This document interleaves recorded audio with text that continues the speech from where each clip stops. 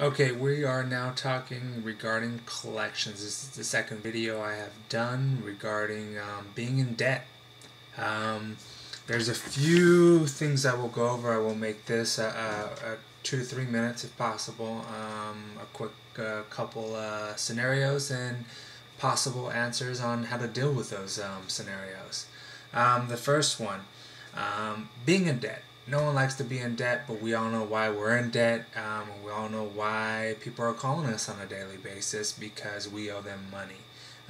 And I'm actually specifically more or less talking regarding charged off collection accounts. When your account charges off, you owe them the money, say it's an auto loan, a credit card, whatever it may be, you got your vehicle repoed, they sold it at an auction, there's a deficiency balance, now they're calling you, wanting you to pay. Credit cards you didn't pay for, roughly anywhere, creditors usually charge off 120 to 100 and all the way up to 180 days sometimes, 6 months. They give you the time to actually come up with some type of funds.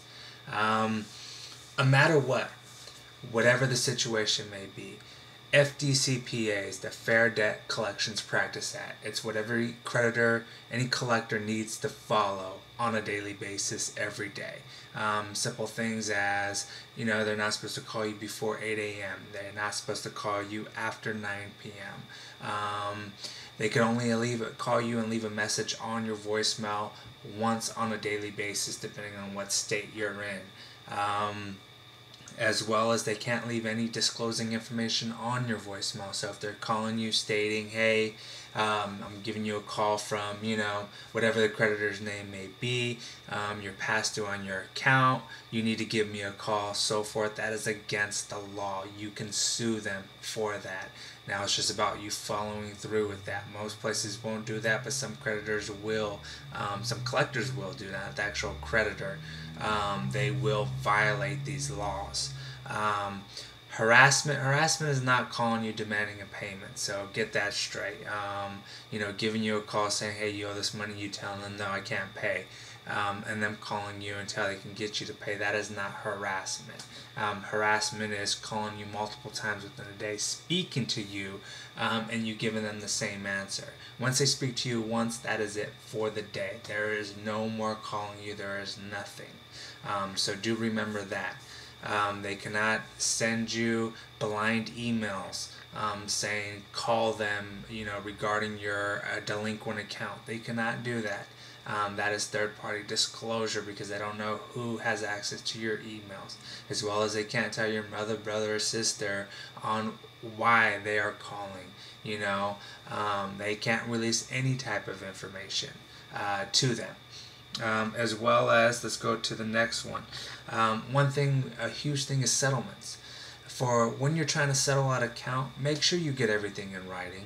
Everything needs to be faxed. If they say no, we need to do it today, that's the only way we can settle out the account. Sorry, they're willing to wait. If it's the last day of the month, they probably are pushing for that end of the month because they got to hit numbers on their side of the end as well. They got to make sure they hit a certain amount of dollars collected for their goals at the agency or the creditors, wherever they're working at. So make sure you, no matter what it is, you get it in writing. The third thing that I'll go over real quick, and remember that is the most important thing, writing, documentation. The third thing is settlements, whether you're settling it out or paying it in full, whichever one you can do. Preferably you're trying to settle for less than 50% of what you owe. Good 20% of the balance is usually off interest anyways. No matter what, it's a loss to the company. Either way, whatever you settle out your account at, this is one thing you need to demand. We're in the day and age to where this can't happen. You do need to make sure you request for it to be removed from your credit report. That is one demand that you have. I'm willing to come up with these funds to try to settle this account out, clear it up, but one thing I need from you is I need you to remove it from my credit report as it did not exist. Now they may not put that in writing, but they have the ability to do that. Now what you do is you confirm with a supervisor or a manager to make sure that it's going to be done. They have the ability to approve that, but because it's not necessarily legal, as showing that you never had an account with them, never had debt with them, and so forth.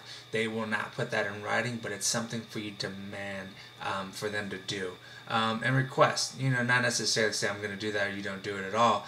It's more or less you ask them to do it, and that's the only way you're willing to agree to the settlement. 9 out of 10 times, they will remove that from your credit report and get that taken care of. So, you work on both ends. You may receive a 1099 in the mail stating, hey, you got to pay the remaining add the remaining balance to your actual income. But depending on how much it is, who really cares, and how many times do they really send those out? That's not a huge issue. IRS is not going to come after you for that.